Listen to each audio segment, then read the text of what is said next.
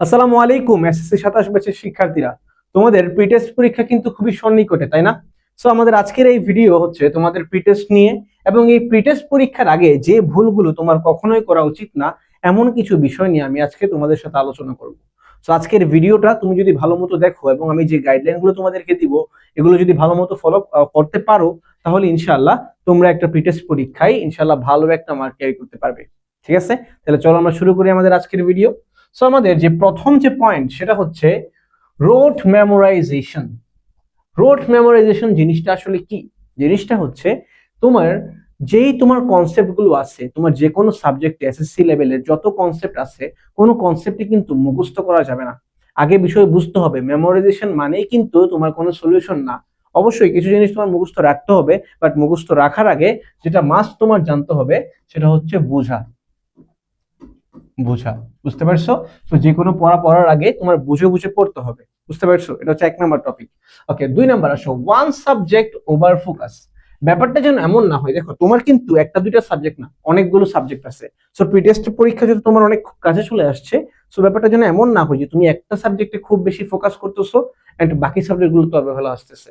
ঠিক আছে, এই বিষয়টা যেন না হয় এটা তোমার অবশ্যই খেয়াল রাখতে হবে। তো এই জন্যই বলা হয়েছে ওয়ান সাবজেক্ট ওভার ফোকাস, এই জিনিস যেন না হয়। ঠিক আছে, তার মানে আমার সব সাবজেক্টেই আমার কি রাখতে হবে?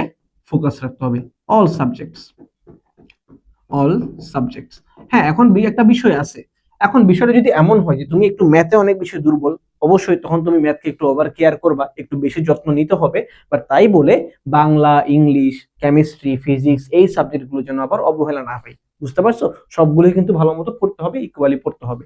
আর একটা বিষয় যেটা একটু বলবো আমরা এখানকার বাইরে, সেটা হচ্ছে দেখো বিষয়টা এমন হতে পারে যে তোমার প্রিটেস্টে সব সিলেবাস আছে, ঠিক আছে, মানে সব একদম ফুল সিলেবাস, প্রতিটা চ্যাপ্টার আছে, বাট তুমি তো সবগুলো চ্যাপ্টার পড়ো নাই। এখন তুমি কি করবা? এখন তোমার কিভাবে কি করতে হবে, এখন হচ্ছে তোমার যেই টপিক গুলো বা যেই ইম্পর্টেন্ট যে চ্যাপ্টার গুলো আছে, ওই ইম্পর্টেন্ট চ্যাপ্টার গুলো তোমার আগে শেষ করতে হবে। যেমন আমি যদি কেমিস্ট্রির কথা বলি, আমরা কেমিস্ট্রি নিয়ে আলাদা একটা সম্পূর্ণ ভিডিও দিব। যদি তোমরা অন্যান্য সাবজেক্ট নিয়েও চাও তাহলে অবশ্যই আমাদেরকে কমেন্টে জানাতে পারো। সো কেমিস্ট্রির কথা যদি একটু বলি, তাহলে কেমিস্ট্রিতে তোমার মোটামুটি 12টা চ্যাপ্টার আছে, তাই না? 12টা চ্যাপ্টার আছে। সো তোমার 1 নাম্বার কাজ হচ্ছে তুমি একটা নোটপ্যাড নিয়ে বসবা এবং তুমি একটু ডিফারেন্সিয়েট করবে যে আমি কোনটা কোনটা পড়ছি, কোনটা কোনটা পড়ি নাই। সো এই যে আমার দুইটা বক্স হবে, একটা হচ্ছে যেটা আগে পড়ছি, ঠিক আছে, যেটা পড়া হয়েছে, আর 2 নাম্বার যে প্যারাটা হবে যেটা হচ্ছে নিউ, নিউ। ঠিক আছে, তো এখানে তুমি লিস্ট করবে চ্যাপ্টার 1 আমি পড়ছি, চ্যাপ্টার 2, চ্যাপ্টার 3, চ্যাপ্টার 4 এভাবে পড়ছি। তারপর তোমার কি হবে, তোমার স্ট্র্যাটেজিটা হবে যে আচ্ছা আমি যেগুলো পড়ছি এগুলো তো আমার কি করতে হবে বলো তো? এগুলো আমার অবশ্যই রিভিশন করতে হবে, তাই না? সো রিভিশনটা তোমার হচ্ছে মাথায় রাখতে হবে যে এই জিনিসগুলো আমি কি করব, এটা হচ্ছে 1 নাম্বার আমি রিভিশন করব, 2 নাম্বার আমি হচ্ছে বোর্ড সিকিউ, বোর্ড এমসিকিউ করব, মানে বোর্ড কোশ্চেন্স করব। ঠিক আছে, এটা হচ্ছে আমার যেগুলো পড়া হয়েছে ওগুলোর জন্য। ঠিক আছে, এখন যেগুলো একদম পড়া হয় নাই, মনে হয় চ্যাপ্টার 11, ঠিক আছে, খনিজ সম্পদ ও জীবাশ্ম, এটা তোমার এখনো পড়াই হয়নি, ওইটা তোমার কি করতে হবে? দেখো তোমার এই সময়ে কিন্তু তোমার বেসিক ভালো মতো বুঝতে হবে। ঠিক আছে, এখন কিন্তু তোমার রিভিশনের সময় না নতুন চ্যাপ্টার গুলোর জন্য। তাহলে তোমার এইখানে প্রথমে তোমার বেসিক বুঝতে হবে, তারপর ওই বেসিক নোটটাকে রিভিশন করতে হবে, তারপর যদি কোনো ম্যাথ থাকে ম্যাথ প্র্যাকটিস করতে হবে, অথবা বিক্রিয়া থাকলে বিক্রিয়া। তাহলে লিখলাম কি যে বিক্রিয়া অথবা ম্যাথ, যেটা থাকবে ওটা প্র্যাকটিস করতে হবে। তারপর তোমার কিসে আসতে হবে? বোর্ড সিকিউ, বোর্ড এমসিকিউ, মানে বোর্ড কোশ্চেন্সে। তাহলে যে চ্যাপ্টার তোমার কাছে একদমই নিউ, ওই চ্যাপ্টার তোমার স্টেপ বাই স্টেপ ভালো মতো শেষ করতে হবে। আর যেটা তুমি অলরেডি একবার পড়ছো ক্লাস 9-এ অথবা কিছুদিন আগেই পড়ছো, ওগুলো তোমার রিভিশন স্টাইলে রাখতে হবে, যে রিভিশন প্লাস বোর্ড কোশ্চেন্স বেশি বেশি করতে হবে। এন্ড বিশ্বাস করো ভাই, তুমি যদি এই বোর্ড কোশ্চেন গুলো বিগত 3-4 বছরের বোর্ড কোশ্চেন যদি ভালো মতো করতে পারো, আরো ভালো হয়। যদি 26 সালের বোর্ড কোশ্চেন গুলো তুমি প্র্যাকটিস করতে পারো, তাহলে তোমাকে প্রি টেস্ট টেস্ট পরীক্ষায় আটকানোর মতো কেউ নেই। বুঝতে পারছো? এই ধরনের কোশ্চেনই কিন্তু তোমার প্রি টেস্ট এবং টেস্টে আসবে। ঠিক আছে, তাহলে যেটা বললাম যে যেগুলো আগে পড়া হয়েছে ওগুলো রিভিশনের মধ্যে রাখতে হবে, এন্ড যেগুলো পড়া হয় না ওগুলো একদম সুন্দর করে বেসিক থেকে পড়তে হবে। ঠিক আছে, এখন কোনো রিভিশন কোর্সে ভর্তি হওয়া যাবে না।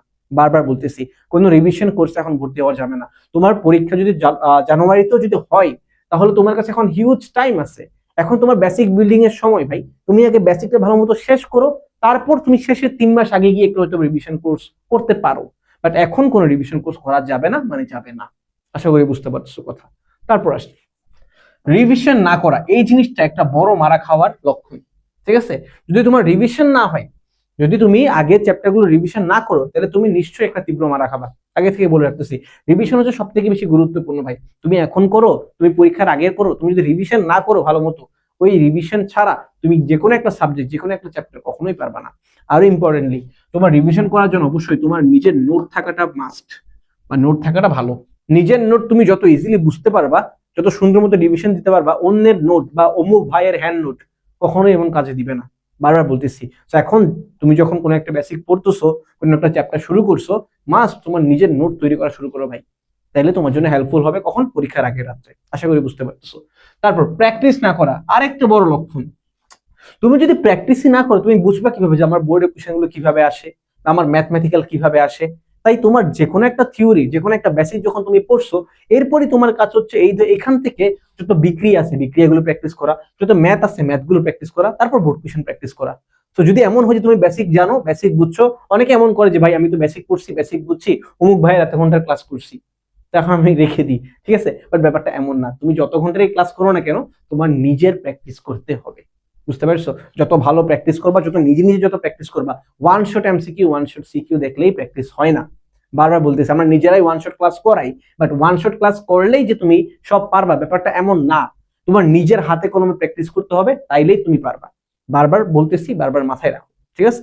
তারপর আসো এক্সাম প্যানিক। হ্যাঁ, অনেক সময় তুমি এমন হয় যে আমার প্রিপারেশন ভালো, বাট আমার এক্সামে আমি ভালো মতো অ্যান্সার করে দিয়ে আসতে পারতেছি না।